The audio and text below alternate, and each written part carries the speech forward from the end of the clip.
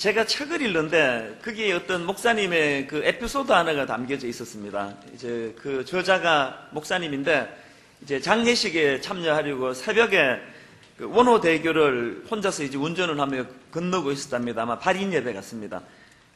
그런데 이분이 운전을 하다가 깜짝 놀랐습니다. 왜냐하니까 그 다리 중간쯤을 지나가는데 시커먼 물체가 움직이고 있는 겁니다. 얼마나 놀랐겠습니까? 그 새벽에. 가만히 보니까 그 어떤 사람이 그 물체가 뭐냐 하니까 어떤 사람이 시커먼 양복을 입고 그 원효대교를 막 뛰고 있는 겁니다. 여러분 다 아시겠지만 이 밤에 검정색은 이 위험합니다. 이거 눈에 잘 뜨이질 않습니다. 그 위험한 원효대교 인도도 아니고 그 차도를 검정색 옷을 입고 막 달리고 있어가지고 깜짝 놀라서 이 목사님이 속으로 이렇게 생각을 했답니다. 이런 미친 사람을 봤나? 이 목사님도 열받으면 이렇게 생각할 수 있습니다. 이런 미친 사람을 봤나? 이 새벽에 인도도 아닌 그 차가 다니는 대교 위를 저 시커먼 옷을 입고 뛰면 이제 어떡하겠다는 거냐고. 그러면서 차를 몰고 지나가는데 그 모습이 눈에 많이 좀 익은 것 같더래요.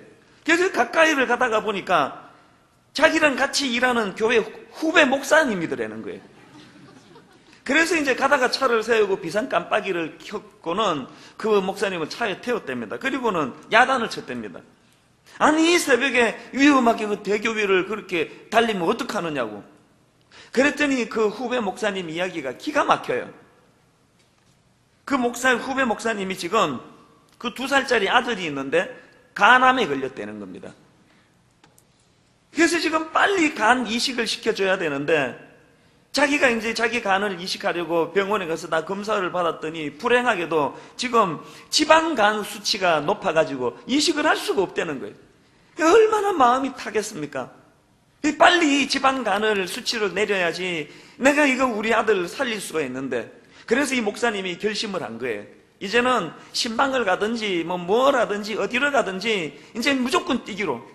그날 새벽에도 세상에 그 이른 새벽에 장례식을 참석하는데 검은 양복을 입고 검은 넥타이를 메고 성경책 끼고 그 위험한 원호대교를 달리고 있었던 거예요.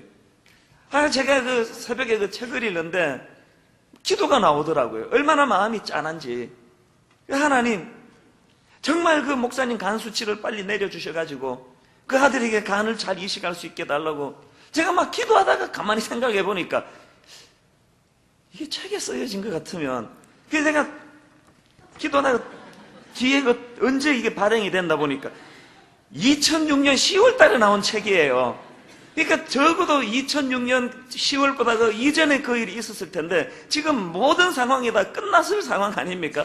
근데 새벽에 제가 뭐 간 이식 잘하게 해달라고 기도하니까 이게 진짜 웃기는 기도를 제가 했습니다. 무슨 어떤 할머니가 권사님이 너무 그 사극에 푹 빠져가지고 새벽 기도 나와가지고 주님 인전왕후를 살려주시옵소서 그렇게 기도한 거랑 비슷한 그런 웃기는 기도를 제가 한 거예요.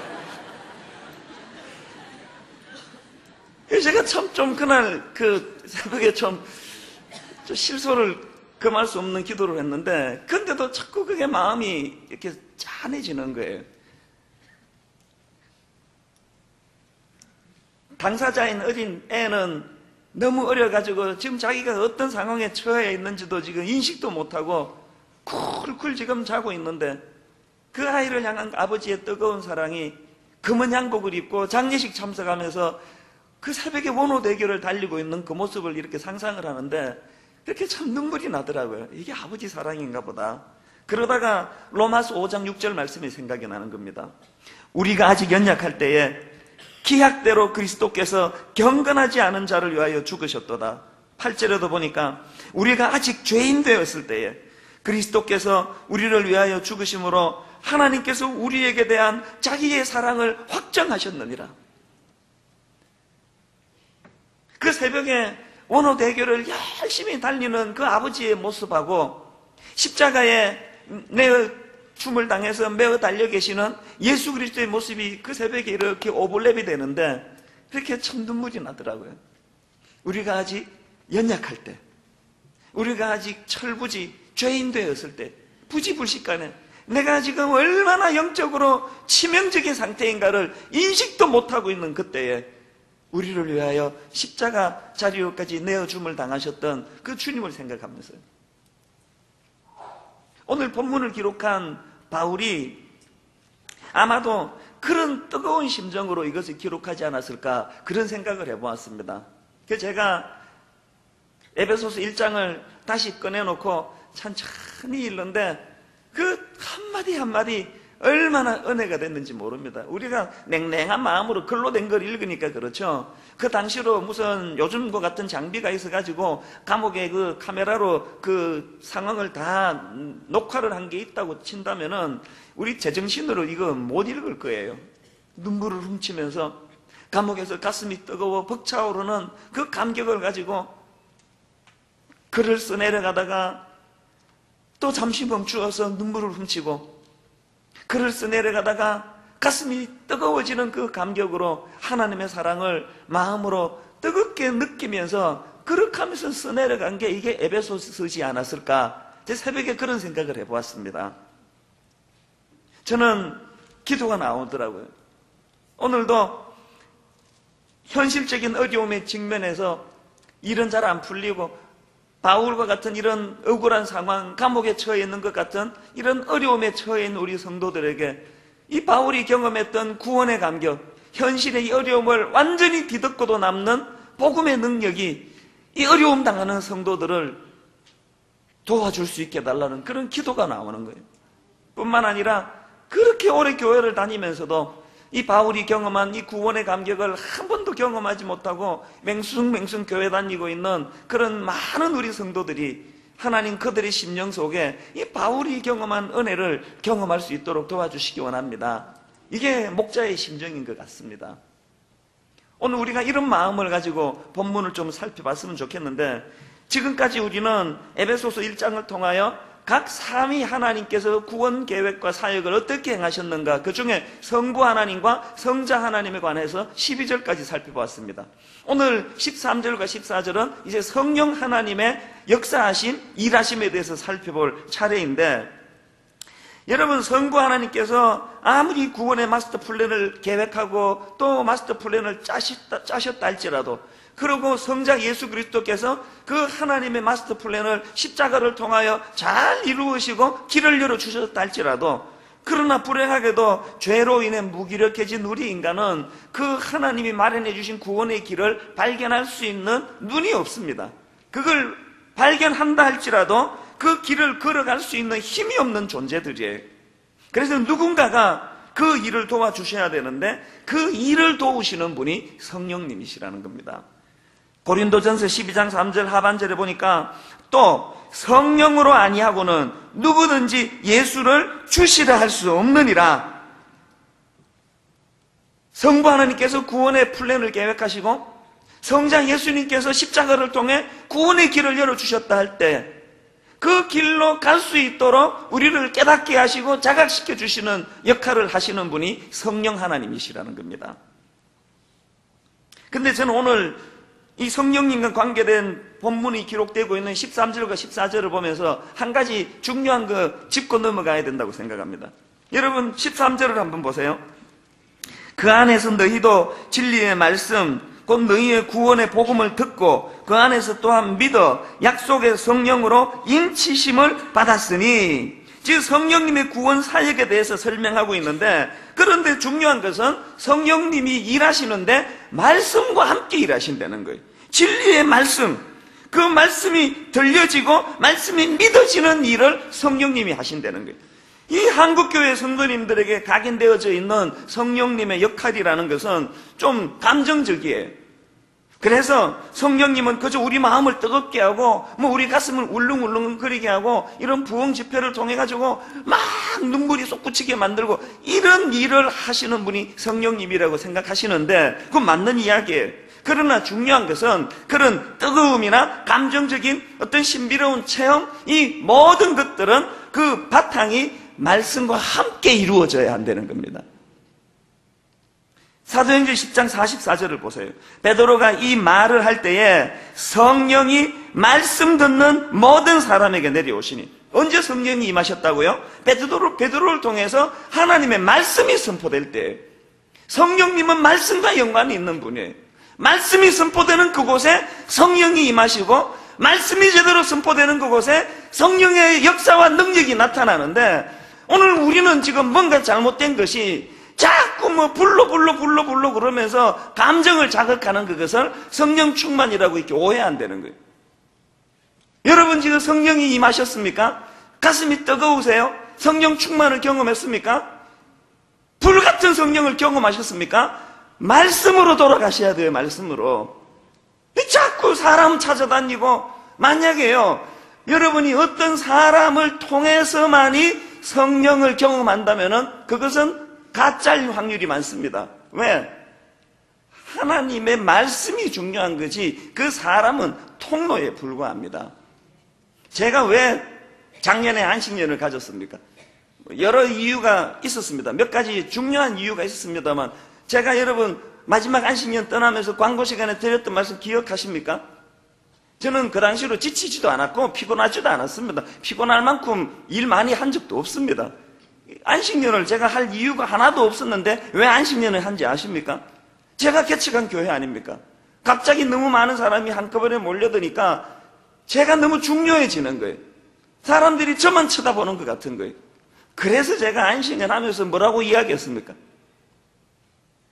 이창수 목사가 없어도 분당 우리 교회는 아무 지장이 없다는 것이 증명될 때 내가 그때 다시 돌아오겠다고. 왜 이렇게 빨리 오는지 아세요? 증명이 너무 빨리 되더라고요.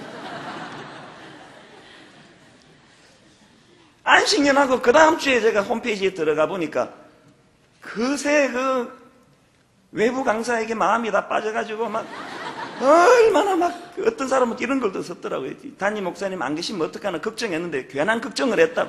그런 글이 올라오고, 그것도 좀 괘씸하긴 해요. 제가 없던 8개월 반 동안에 여러분 다 목도하셨잖아요. 교회가 아무 지장 없어요. 제가 복귀를 하든지 복귀를 하지 않든지, 그건 하나님의 교회는 하나님은 중요하지, 너무 인간이 중요해지는 것은 그거 위험하다는 이야기입니다. 성령님은 말씀을 바탕으로 일하시는 분이에요. 그러니까 자꾸 사람 찾아다니고 사람에게 머리 내밀고 이렇게 감정을 자극하는 부흥에 참석하고 이런 것들도 필요하지만 말씀으로 자꾸 돌아가시는 거예요. 이것이 오늘 본문에서 우리가 얻는 교훈입니다. 그런데 저는 오늘 성령님과 관계되는 말씀이 기록되어 있는 13절과 14절에서 성령님과 관련한 중요한 용어 몇 가지를 발견을 합니다. 그 중에 하나가 뭐냐? 13절 하반절에 나오는 약속의 성령이라는 표현입니다. 왜 성령님을 묘사할 때 약속의 성령님이라고 묘사했을까요? 이건 두 가지 의미를 담고 있는데, 하나는 성령님을 보내주시겠다고 약속하신 그 약속이 성취되었다는 뜻이에요. 예수님께서 부활하시고 성천하신 다음에 사도행전 1장에 보면은 뭐라고 약속하십니까?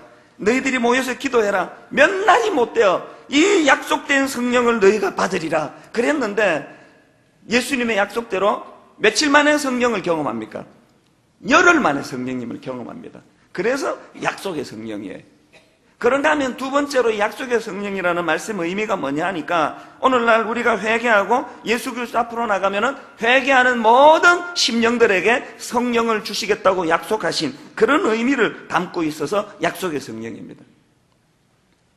그리고 또 오늘 본문에 보면은 성령님과 관련된 중요한 용어 하나가 더 나오는데, 13절 하반절에 인치심이라는 단어입니다.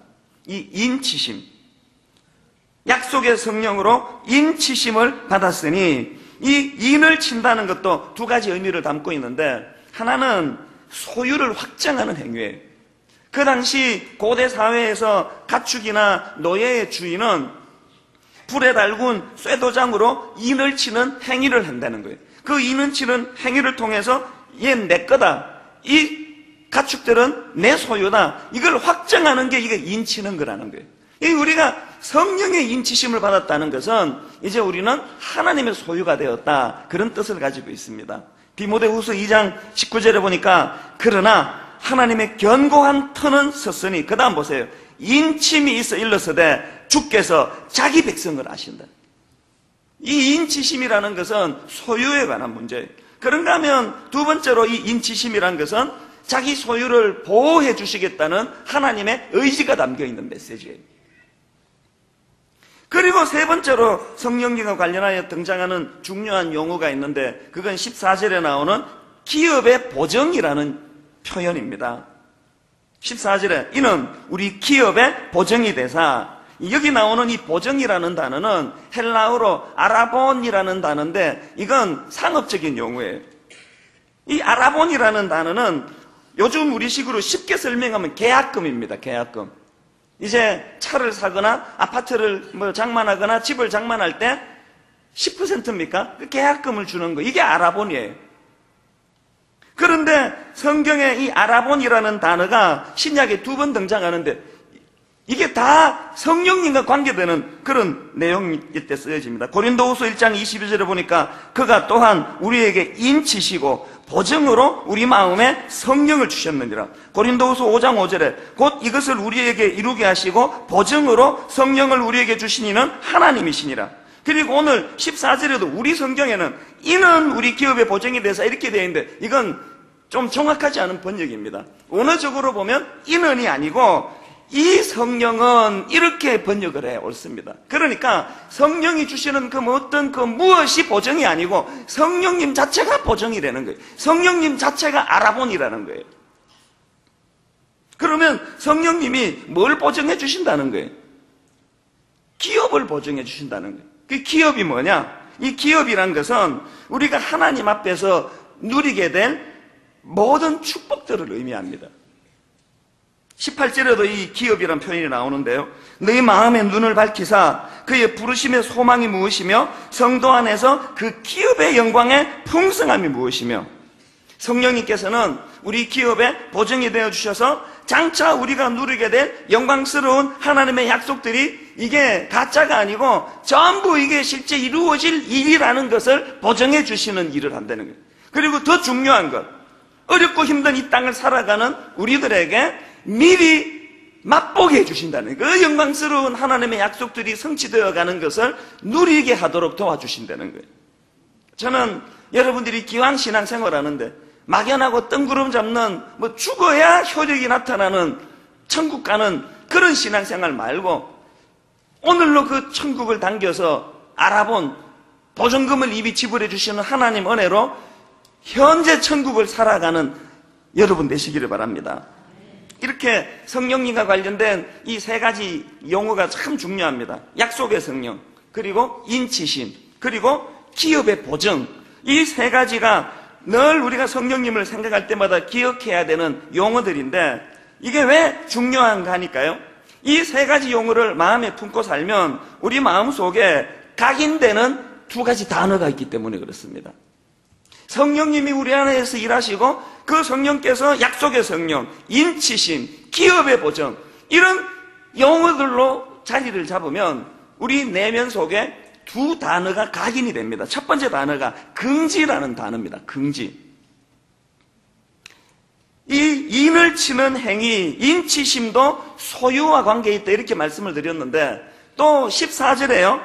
이런 말씀 있지 않습니까? 우리 기업의 보증이 되사 그 얻으신 것을 속량하시고, 여기 이 얻으신 것 하는 이 부분도 원어로 보면 소유하신 것 이렇게 번역하는 게 옳습니다. 이게 원어로는 페이포이에시스라고 하는 단어인데 똑같은 단어가 신약에 한 군데 더 기록이 되는데 유명한 베드로전서 2장 9절입니다. 그러나 너희는 택하신 족속이요 왕같은 제사장들이요 거룩한 나라요, 그 다음에 그의 소유가 된 백성이니, 이때 쓰여진 단어가 오늘 본문 14절에서 그 얻으신 것을 할 때 쓴 단어는 똑같은 단어예요. 무슨 뜻일까요? 우리는 이제 하나님의 소유가 되었다는 거예요. 내가 비록 이 땅을 살아가지만 나는 이 땅에 소속된 존재가 아니라는 거예요. 여러분, 이런 신분에 대한 긍지를 가지는 것이 얼마나 중요한지 모릅니다. 요한 1서 3장 1절에 보니까 보라, 아버지께서 어떠한 사랑을 우리에게 베푸사 하나님의 자녀라 일컬음을 받게 하셨는가, 우리가 그러하도다. 긍지가 뚝뚝 묻어나지 않습니까? 옛날에 무슨 영화에서 탤런트 신혜수라는 예쁘장하게 생긴 탤런트가 나 입에 나온 여자야 왜 이래? 그래서 한때 그게 장안의 화제가 됐습니다. 그까지 라고 말할 수는 없는데 하여튼 이래 나온 걸 가지고도 그렇게 의시되고 긍지를 가지고 그렇게 뻐기고 살 수 있다면 여러분 우리가 하나님의 자녀라는 긍지를 가지는 사람인데 여러분 이래 나온 여자가 갖는 긍지보다 없어서 되겠습니까? 여러분 이대 출신들 한번 대답해 보세요. 여러분 이대 나온 게 더 긍지예요? 하나님 자녀가 된 게 더 긍지예요? 식사하고 이러면은 학부모 모임하면은 은근슬쩍 이대를 들어보셨어요? 그리고 자기가 이대 나온 걸 어떻게 해서든 자랑하려고 그러면서 여러분이 식사하면서 예수 그리스도의 자녀임을 자랑하려고 애쓰고 계세요? 이 긍지가 없는 여기서부터 모든 문제가 다 파생이 되는 거예요. 그런데 성령님이 내 안에 임하시면 내가 이대 나온 것보다 무슨 좋은 대학 나온 것보다 내가 하나님의 자녀가 된 것이 긍지가 돼요. 그래서 이 요한일서 3장 1서처럼 보라! 아버지께서 어떠한 사랑을 우리에게 베푸사 하나님의 자녀라 이름을 얻게 되었는고 우리가 그러하도다. 이런 긍지를 갖게 되는 거예요. 이게 왜 중요한가 하면은 이런 긍지를 가지고 있으면 3절과 같은 효과가 나타납니다. 주를 향하여 이 소망을 가진 자마다 그의 깨끗하신 것 같이 자기를 깨끗하게 하느니라. 여러분 이런 하나님의 자녀로서의 신분의식이 있고 긍지가 있으면 세상에 있는 악한 것들, 더럽고 추잡한 이런 죄악들이 유혹할 때마다 흔들리지 않는 능력이 된다는 거예요. 오늘 교회가 왜 이렇게 사고를 많이 칩니까? 예수 믿는 사람은 맨날 이렇게 사고 치는 건 이 긍지가 없어서 그래요. 긍지가 없는 건 성령님이 여러분 안에서 일하시는 것을 모르기 때문에 그런 거예요. 목사들이 맨날 이렇게 사고 치는 이유가 뭐예요? 목사라는 긍지가 없기 때문에 그런 거 아닙니까? 적어도 나 이래 나온 여자야. 이것보다 나 목사야. 왜 이래? 이 긍지가 내게 있다면 여러분 시시하게 살겠습니까? 그까짓 세상에 때문에 목사라는 그 신분을 다 그냥 종이장 구겨듯이 구겨서 바닥에 던지는 이런 저급한 일은 하지 않는 거예요. 저는 우리 교회 성도님들이 이 긍지를 갖게 되시기를 바랍니다. 나 하나님의 자녀야. 하나님이 나 인쳐주셨어. 하나님이 나를 예수 그리스도의 십자가를 통하여 그 갓난아기 2살 자기도 인식하지 못하고 있던 그런 아이를 위하여 원효대교를 달리던 그 아버지의 사랑과 같은 하나님의 사랑을 나는 받고 여기까지 달려왔어. 이 긍지가 우리를 하나님의 자녀답게 만들어주는 원동력이라는 사실입니다. 그런가 하면 두 번째로 우리가 성령님을 마음에 모시고 살면 어떤 단어가 각인이 되는가니까 소망이라는 단어가 각인이 된다는 사실입니다. 앞에서 성령님께서 우리의 알아본 기업의 보증이 되신다, 보증금이 되신다 이렇게 말씀을 하셨는데 여러분 그 신혼부부가 아마 여러분 중에도 경험하신 분이 계실 거예요. 그 단칸방으로 시작해가지고 어떻게 해서든 돈을 모아보겠다고 악바리같이 그냥 돈을 저축하고 뭐고 개 들고 그래가지고 이제 조그만한 아파트 하나를 장만을 하게 됩니다. 그리고는 이제 계약을 작성해요. 그러면 계약금이 얼마입니까? 10%예요. 원금의 10%밖에는 주질 않아요. 그러고는 계약서를 작성하고 그 계약서를 받아 들고 오면 사실은 아직도 그건 내 집이 아닙니다. 그건 계약만 했지 용도 변경이 안 된 상태예요. 그런데 어떻든가요? 내 집처럼 희망이 생기잖아요. 그래가지고 집 구조를 머릿속에 그리고 자로 재가지고 자기 집도 아닌데 장은 이렇게 넣으면 되겠다, 요거는 이렇게 넣으면 되겠다, 요강은 애들 주면 되겠다, 희망이 부푸는 거예요. 이사 가기 전에 아직까지 이거 중도금도 치르고 잔금을 치러야 그게 내 집이 되는데 현재는 그게 내 집도 아닌데 마음에 소망이 생기는 거예요. 그래서 그 집에 대한 희망이 있으니까 이미 그게 내 집이나 다름이 없어요. 성령님이 이 역할을 하게 해주신다는 거예요. 눈으로 보면은 너무나 초라하고 눈으로 보면은 참 보잘것없는 인생이지만 성령님께서 친히 알아본 친히 계약금 역할을 행해 주시기 때문에 우리는 이 땅을 살아가면서도 날마다 희망을 가지고 소망을 가지고 우리 이렇게 끝나지 않는다. 여러분 이런 의미에서 저는 믿음의 반대말을 정의하라면 불신앙이다 이렇게도 정의할 수 있지만 믿음의 반대말은 절망입니다. 유명한 단테의 신곡에 보면은 지옥의 문패에 이런 문구가 있다고 하지 않습니까? 이제부터 이곳에 들어오는 사람은 모든 소망을 버릴지어다. 지옥은 다른 데가 지옥이 아니에요. 모든 소망을 다 빼앗긴 상태, 이게 지옥이에요. 그러니까요, 우리가 이 땅을 살면서도 천국을 살 수도 있지만 우리가 이 땅을 살면서 벌써 지옥을 살 수도 있다는 거예요. 어떻게 하면 지옥을 산다고요? 희망을 다 뺏기면 그게 지옥이에요. 로마서 8장 24절에 보니까 우리가 소망으로 구원을 얻었으면 아직 보이는 게 없어요. 죽어봐야 알지 뭐 천국이 있는지 없는지 우리가 어떻게 압니까? 너무 궁금해서 뭐 죽을 수도 없잖아요. 그런데 그것을 성령님이 보증금 역할을 해주심으로 말미암아 내가 천국을 당겨서 맛본다는 거예요. 희망을 경험한다는 거예요. 아무리 어려워도 아무리 절망적인 상황에 찾아와도 왜 이래? 나는 지금 알아본 보증금 되시는 성령님이 내 안에 계셔. 나는 하나님의 자녀야. 나는 이제 천국을 소유하게 된 사람이야. 이 희망이 있다는 이야기예요. 그런데 여러분, 저는요, 이 본문을 13, 14절을 묵상하면서 참 중요한 걸 또 하나 발견을 했는데, 지난 주일 제가 말씀을 전하면서 이 13절에서 중요한 것은 인칭의 변화다, 이렇게 말씀을 드리지 않았습니까? 처음 들으세요? 12절까지 해서 계속 우리가, 우리는, 우리에게, 우리, 이게 11번이나 반복이 됐다가 바로 성령님에 관한 13절로 넘어오면서 너희의 구원의 복음이라고 인칭이 너희로 바뀌어졌습니다. 그리고 또 14절에도 이 인칭이 13절 중반에도 너희의 구원의 복음, 또 13절에 그 안에서 너희도, 이렇게 너희로 인칭이 바뀌어지는데, 그런데 제가 가만히 보니까 이 인칭이 14절로 넘어와가지고 다시 우리로로 바뀌어져요. 그래서 제가 가만히 깨달은 게 뭐냐 하니까 12절까지의 우리는 좁은 의미의 우리예요. 끼리끼리 유대인, 그런 어떤 공통분모가 있는 사람들끼리의 우리예요.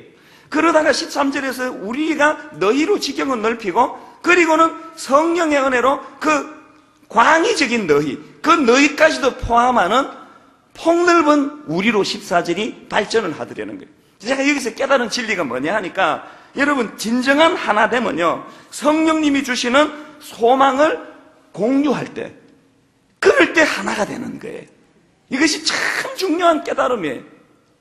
우리가 무슨 단합대회하고 다락방 모임할 때 뭐 잘해보자고 으쌰으쌰 한다고 해서 하나 되는 게 아니고, 너무나 이질적이고 너무나 나하고 안 맞는 게 많은 그들이지만 성령님이 우리 안에 임하시고 성령님이 그 사람과 나 사이에 함께 임하심으로 우리가 성령이 주시는 희망을 공유하게 되면 하나가 된다는 거예요. 가정들을 보세요. 지금 가정이 얼마나 위기인지 아십니까? 뭐 예수 믿는 가정도 지금 위기를 만난 가정이 한두 가정이 아니에요. 사실 이거는 뭐 죄성을 가진 인간들이 모여가지고 어떤 의미에서는 당연한 것 같아요. 제가 지난주 오부에서 이런 이야기를 했는데, 그 애들 동화책을 보면은 결혼하기 직전에 서둘러서 이야기를 끝내버려요. 모든 동화가 다 그래요. 잠자는 숲속의 공주 이렇게 자고 있는데 뽀뽀해가지고 왕자다 그러면서 이 남자에게 이제 내가 결혼해야 되겠다고 그러는데 막 서둘러서 끝내버려요. 이야기가 그렇게 끝나요. 백설공주 다 그렇게 이야기가 다 끝나요. 근데 내가 왜 그럴까를 가만히 생각했더니, 작가 입장에서 결혼 이유를 그리면서 이 사태가 너무 복잡해지는 거예요. 이게 막 둘이 싸우고 막 깨지고 실망했다 그러고, 잠자는 공주 이뻐서 결혼했더니 맨날 집은 안 치고 잠만 자가지고 집안은 엉망으로 만들어 놓고, 이게 무슨 백마탄 왕자인 줄 알았더니 빼꾸두만 씻고 다니고 막 가정이 갈등이 많고, 이게 애들이 보기에 교육상 너무 안 좋으니까 작가가 이게 막 결혼한다 그러면 이야기를 중간에 끝내버리는 거예요. 모든 동화가 다 중간에 다 끝나는 거예요. 끝도 없이 끝나요. 결혼식조차도 안 하고 끝나요. 왜? 신혼여행 가면서부터 싸우니까. 이게 인간들 세상에 이루는 가정이에요. 그러니까 여러분 가정을 거기다 대입해 보세요. 여러분 백마탄 왕자인 줄 알고 결혼한 가정 한두 가정입니까? 숲속의 공주 출신들이 한둘입니까? 왜 그렇게, 그런데 그렇게 죽고 못 살아서 결혼을 했는데 지금 그렇게 사세요? 왜? 아니 왜 그렇게 사시느냐고. 무덤덤하게 뭘 잃어버린지 아십니까? 처녀 시절에, 총각 시절에 가정을 향한 꿈, 소망, 이걸 잃어버렸기 때문에 그렇습니다. 그래서 어떤 가정에는요, 눈으로 그렇게 매직으로 글자를 안 써서 그렇지 팻말에다 이렇게 써붙이는 가정, 이제부터 이곳에 들어오는 사람은 모든 소망을 버릴지어다, 그런 가정이 한두 가정이 아니에요. 저는 소원합니다. 이렇게 처음 사랑을 잃어버리고 부부 갈등이 많고 처음에는 그냥 잠자는 숲속의 공주와 그 키스로 잠을 깨워주는 왕자같이 멋있는 아름다운 가정을 이루었는데 그것들이 다 사라지고 너무나 지금 가정의 어려움을 겪는 이런 가정들마다 성령님이 그 가정에 임하게 되시기를 바랍니다. 성령이 임하시면은 소망이 생겨나요. 잃어버렸던 희망이 복구가 돼요. 희망을 잃어버리면 그게 지옥이라니까요. 지옥 같은 가정에 소망이 찾아와요. 비록 우리 가정이 지금 갈등 중이지만, 우리 남편이 미숙한 게 보이고 우리 아내가 미숙한 게 보이지만, 그러나 성령님이 우리 안에 소망을 주심으로 우리는 더 성숙해질 수 있고, 우리는 더 공통분모를 찾아갈 수 있고, 우리는 더 하나가 될 수 있다. 성령께서 가정을 하나로 묶어주시기 바랍니다. 교회도 마찬가지예요. 좋은 교회, 나쁜 교회는 없습니다. 교회는 딱 둘로 구분이 돼요. 좋은 교회와 나쁜 교회가 만약에 있다면 좋은 교회와 나쁜 교회를 구분하는 구분점은 그 교회에 성령님 주시는 소망이 자리 잡고 있는가. 교회는 날마다 소망을 향하여, 희망을 향하여, 더 성숙을 향하여, 꿈을 가지고, 이것이 하나 되게 만드는 요인이에요. 저는 우리 다락방 안에서 지난주 말씀드렸잖아요. 썩 둘러보고 내 마음에 쏙 드는 사람들만 있으면은 아이고 이게 배정 잘 받았다. 여러분 그건 옳은 게 아니에요. 문제가 많고. 지난주 가보셔서 알 거예요. 괴팍한 한 사람 보셨죠? 이상한 아줌마가 앉아 있었을 거예요. 이상한 사람들, 말도 안 되는 그런 사람들이 모여서 성령님이 친히 함께 하시고 그 공동체 안에서 꿈을 주고 소망을 이루어 주어서 그래서 하나가 되는 이 공동체, 이게 다락방인 줄로 믿습니다. 그러므로 각 다락방마다 에베소서 2장 22절 말씀을 마음에 새기시기 바랍니다. 너희도 성령 안에서 하나님이 거하실 처소가 되기 위하여 그리스도 예수 안에서 함께 지어져 가느니라. 성령께서 각 공동체 안에 임하시면은 꿈을 가지고 함께 완성을 향하여 지어져 가는 거예요. 저는 최근에 한국 영화 한 편을 봤는데 하몬이라고 하는 영화예요. 요즘 애들 말로 강추예요, 강추. 여러분 꼭 보세요. 청주 여자 교도소 이야기예요. 보니까 그 교도소 안에 온갖 사연이 있는 여자들이 다 모였더라고요.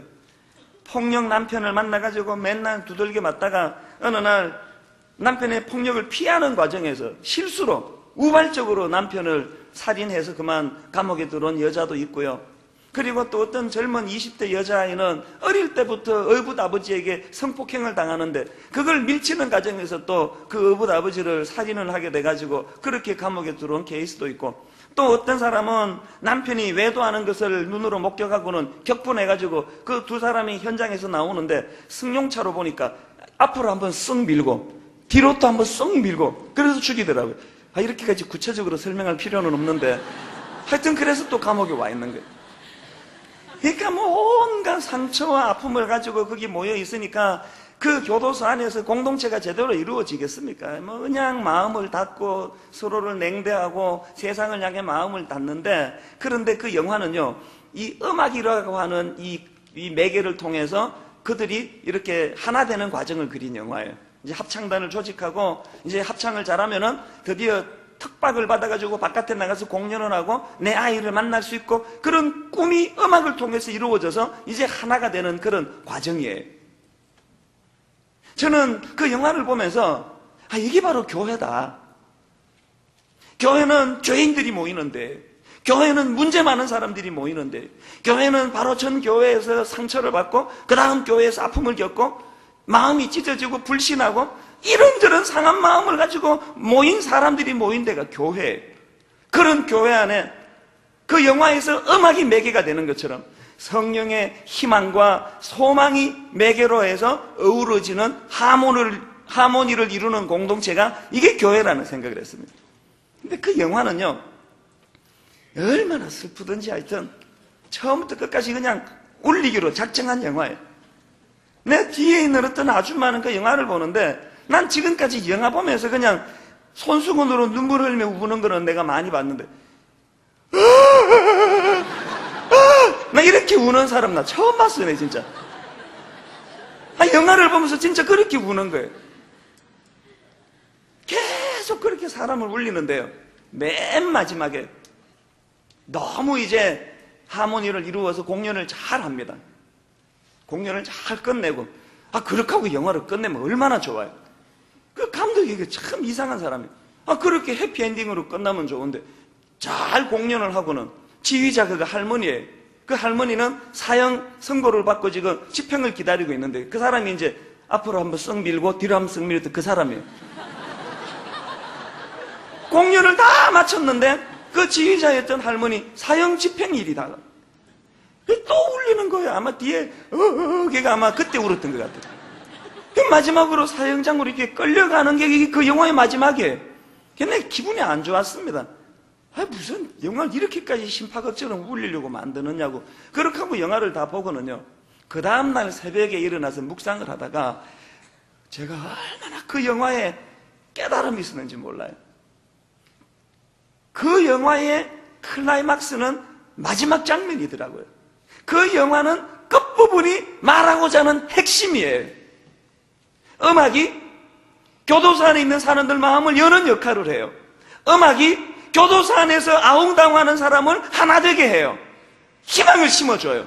그런데 여러분, 그 음악이 사형 선고를 받은 그 사람을 구원하는 일은 하지를 못하더라는 거예요.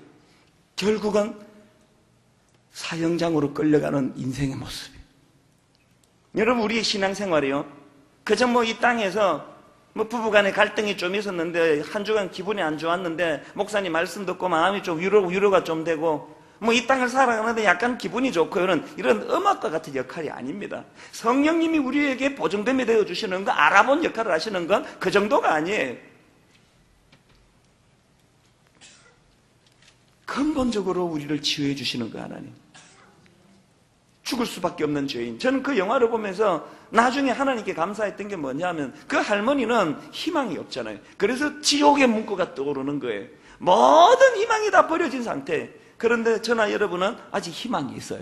우리가 아무리 미숙한 짓을 하고 목사 같은 짓을 하지 않고 살았고 내가 아무리 엉터리 목사를 할지라도 저는 깨닫기만 하면, 그래서 약속의 성령이에요. 하나님 앞에 돌아오기만 하면 약속의 성령께서 저를 변화시켜 주시는 거예요. 희망을 우리에게 주시는 거예요. 이 약속의 성령님께서 여러분의 가정을 치유해 주시기를 바랍니다.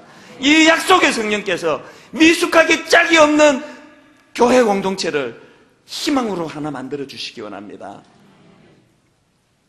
우리 찬양을 오늘 같이 부르실 텐데요, 당신이 지쳐서 기도할 수 없고, 이 찬양 후렴이 좀 애매해요. 누군가 널 위해 기도하네, 누군가 널 위해 기도하네. 여러분, 우리는 오늘 선명하게 찬양을 가사를 이렇게 바꿉니다. 누군가 대신에 성령님 날 위하여, 성령님 기도하네. 그 누군가가 바로 성령님이에요. 오늘 이 성령님께서 우리 안에 일하기 시작하심으로 내 안에 긍지가 회복이 되고 내 안에 소망이 회복되어 이 땅을 지옥처럼 그렇게 살아갔는데, 희망을 잃어버리고 살아갔는데, 성령님으로 말미암아 이 두 가지 단어가 복구되시기를 바랍니다. 같이 찬양하십니다. 당신이 지쳐서 기도할 수 없고, 당신이 지쳐서 기도할 수 이 땅을 사는 가운데 이런 아픔이 있잖아요. 눈물이 빗물처럼 흘러내릴 때 여러분, 바로 그 순간 기억하세요. 우리 홀로가 아니에요. 주님은 아시네. 당신의 약함을,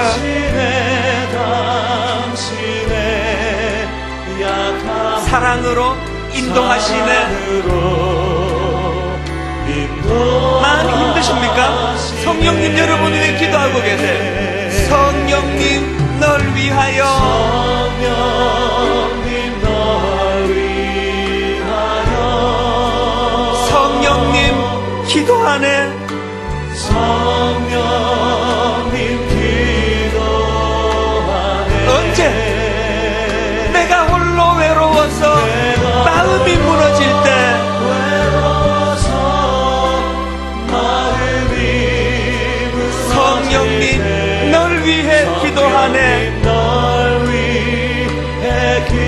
2절을 이렇게 고백합니다. 당신이 외로이 홀로 남았을 때 당신이 외로이 홀로 남았을 때 당신은 누구에게 위로를 얻나?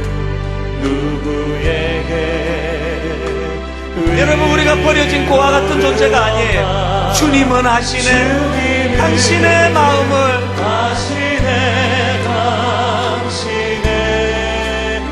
그대 홀로 잊지 못함을 나그네 인생길 가운데 고독감을 느낄 때마다 성령님 널 위하여 성령님 널 위하여 성령님 기도하네. 바로 이 순간 성령님 여러분을 어루만져 주십니다. 내가 홀로 외로워서 마음이 무너질 때 성령님 널 위해 기도하네. 우리 인칭을 이렇게 바꾸어서 찬양합니다. 성령님 날 위하여 성령님 날 위하여 성령님 기도하네. 언제 우리를 위해 기도하십니까? 고아처럼 버려진 존재같이 내가 홀로 외로워서 마음이 무너질 때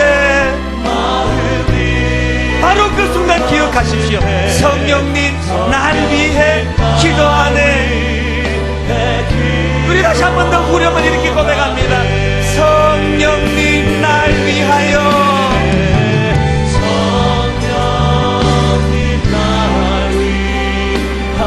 성령님 기도하네.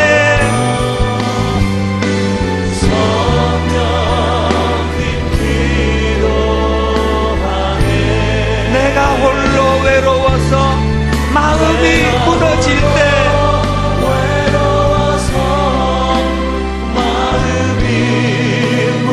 성령님 날 위해 기도하네. 우리 한 목소리를 같이 기도하십니다. 말씀을 생각하시면서 성령님 내 안에 오시옵소서. 우리 합심을 같이 기도하시겠습니다. 살아계신 성령님 내 안에 오시옵소서. 살아계신 성령님 일하시옵소서. 말씀으로 좌정하여 주시옵소서. 성령님 내 안에 오실 때 성령님의 인치심으로 말미암아 내 안에 긍지가 회복되기를 원합니다. 우리가 그러하도다. 어떤 사랑을 받으며 내가 이 자리까지 나올 수 있게 되었는고 하나님이 긍지가 회복되게 하여 주시옵소서. 하나님, 이 땅을 살면서 지옥을 살지 않게 하여 주시옵소서. 이곳에 들어오는 자들은 모든 희망을 버릴지어다. 하나님, 오늘 낙한 사단이 우리의 희망을 빼앗아가려고, 오늘 낙한 사단이 우리의 소망을 빼앗아가려고 발아갈 때에 성령님 우리의 알아보니 되어주시고 보증금이 되어주셔서 소망을 회복시켜 주시니 감사합니다. 하나님, 우리 가정에 그 문패를 떼어버리게 하여 주시고 성령님으로 덧입게 하여 주시기를 원합니다. 성령님 함께 하여 주시옵소서. 계속 기도하실 분 계속 기도하시면서 찬양으로 주님 앞에 한 번 더 나갑니다. 성령님 날 위하여 성령님 날 위하여 여러분의 가정을 위하여 기도하십시오. 하나님, 우리 가정에 희망을 주시옵소서. 성령님 기도하네. 내가 홀로 외로워서 내가 홀로 외로워서 마음이 무너질 때 성령님 날 위해 기도하네.